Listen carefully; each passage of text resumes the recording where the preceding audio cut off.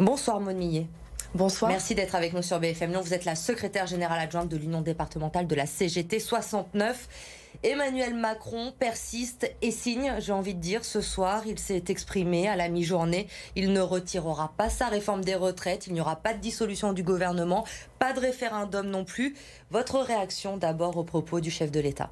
Alors c'est effectivement, j'allais dire sans surprise, mais c'est dommage de faire ce constat-là.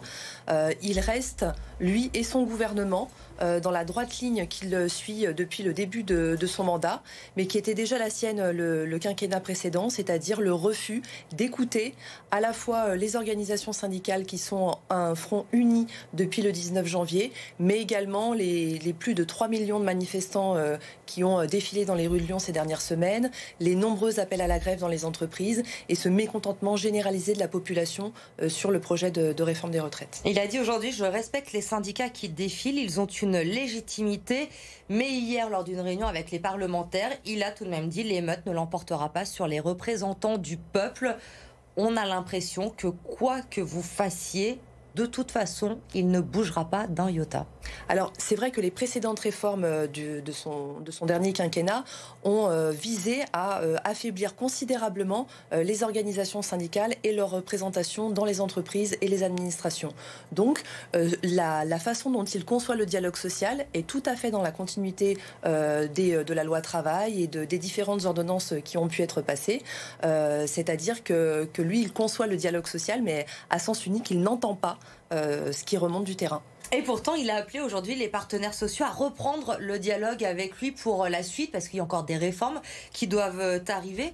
Est-ce que réellement, dans ce contexte-là, c'est encore possible de dialoguer et de renouer ce dialogue avec le chef de l'État, selon vous ? Alors, à cette étape, à ce stade, ça n'est absolument pas possible de retourner à la table des discussions sur d'autres sujets qu'on présage tous plus régressifs les uns que les autres, alors même que ce front uni n'a pas été entendu sur le retrait de la réforme des retraites. L'intersyndicale qui tient depuis le 19 janvier, vous êtes unis pour le retrait de ce projet, de cette réforme des retraites. Demain, ce sera la 9e journée de manifestation. On doit s'attendre à quoi à Lyon demain pour cette journée ? Alors on doit s'attendre à beaucoup de manifestants, encore beaucoup de grèves dans les entreprises. Le président de la République et son gouvernement avaient réussi l'exercice de réunir le front syndical entier. Ils réussissent encore l'exercice avec le 49.3 de remobiliser sur la colère. Et plusieurs entreprises qui avaient déjà eu des phases de grève reconductibles sont reparties de nouveau en grève cette semaine. Donc on s'attend à avoir de nouveau une très grande journée de mobilisation demain. Est-ce que ce sera une journée de mobilisation plus importante que celle de la semaine dernière? On le sait, elle était en recul par rapport à la journée record du 7 mars dernier où l'intersyndicale appelait à mettre la France à l'arrêt, on le rappelle. Est-ce qu'avec les déclarations du président de la République aujourd'hui, vous vous attendez à un regain de mobilisation demain? La détermination des organisations syndicales et des syndicats en ce qui concerne la CGT, elle reste intacte.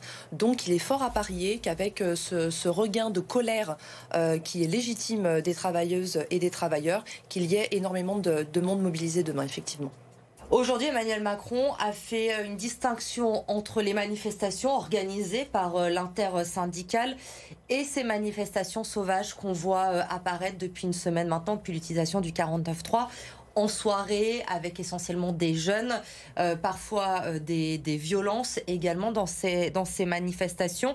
Est-ce que ces manifestations qui deviennent récurrentes chaque soir à Lyon vous inquiètent, vous, entre syndicats? Est-ce que vous avez peur finalement que le mouvement finisse par vous échapper? Je crois que c'est vraiment toute la société que ça doit inquiéter, parce que c'est le reflet d'une violence dont on parle très peu, qui est une violence institutionnelle, qui est une violence patronale, que les salariés subissent dans leur travail, que les privés d'emploi subissent également par les difficultés qu'ils rencontrent à la fois suite à la réforme de l'assurance chômage, mais également pour trouver un emploi. Donc cette violence-là, elle est réelle. Elle ne se montre pas, ils n'en parlent pas, le gouvernement n'en parle pas.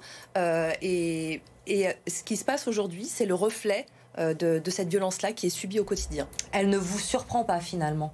Elle n'est pas surprenante. Elle n'est pas surprenante. Nous, on invite effectivement toutes celles et ceux qui sont en colère à venir s'organiser avec la CGT, dans les syndicats, dans les entreprises, dans les unions locales et dans les cortèges syndicaux, parce que c'est par la grève massive qu'on arrivera à faire reculer le gouvernement.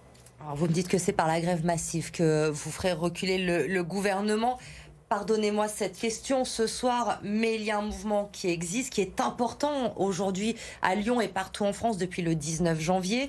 Il y a des grèves dans les entreprises. On le voit, la raffinerie de Feyzin qui est bloquée déjà depuis de nombreuses journées. Il y a des perturbations à la SNCF. Ces manifestations, la 9e demain, qui réunissent énormément de monde dans la rue. Des actions coup de poing réalisées par les syndicats dans la métropole depuis plusieurs jours également maintenant. Et le gouvernement qui ne bouge pas. Aujourd'hui, on se demande à quoi ça sert finalement. Est-ce qu'il faut continuer?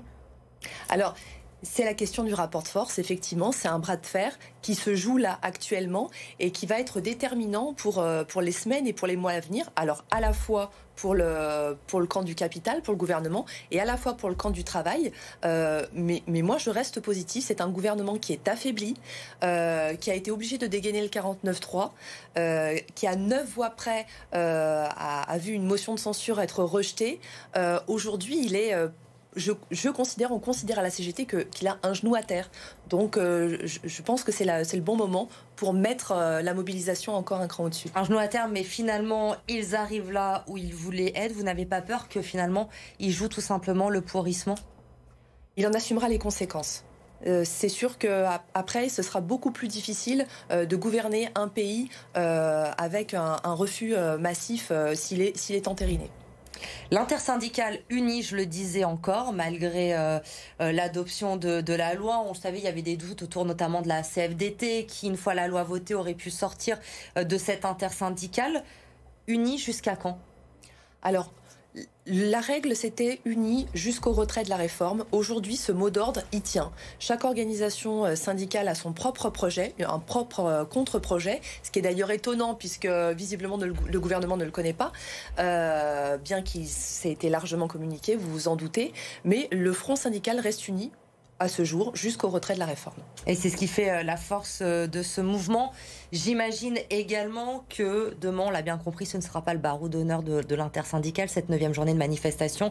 Il y a déjà d'autres actions prévues dans la métropole lyonnaise pour les prochains jours, comme on peut le voir ces derniers temps. Tout à fait. Alors c'est effectivement, c'est aussi ce qui nous fait dire que la détermination est vraiment réelle, c'est-à-dire que les syndicats s'organisent et proposent des journées d'action, y compris pour les semaines à venir. C'est-à-dire qu'ils voient plus loin que la journée de mobilisation nationale de demain. Et ça nous fait dire que leur détermination reste parfaitement intacte. Donc d'autres actions dans les prochains jours sur Lyon, dans la métropole, dans le département du Rhône.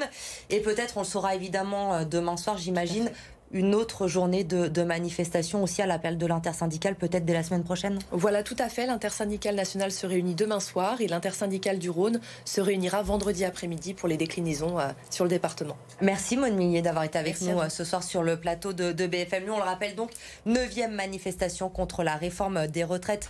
Demain à Lyon, le départ c'est à 11h de la Manufacture des Tabacs.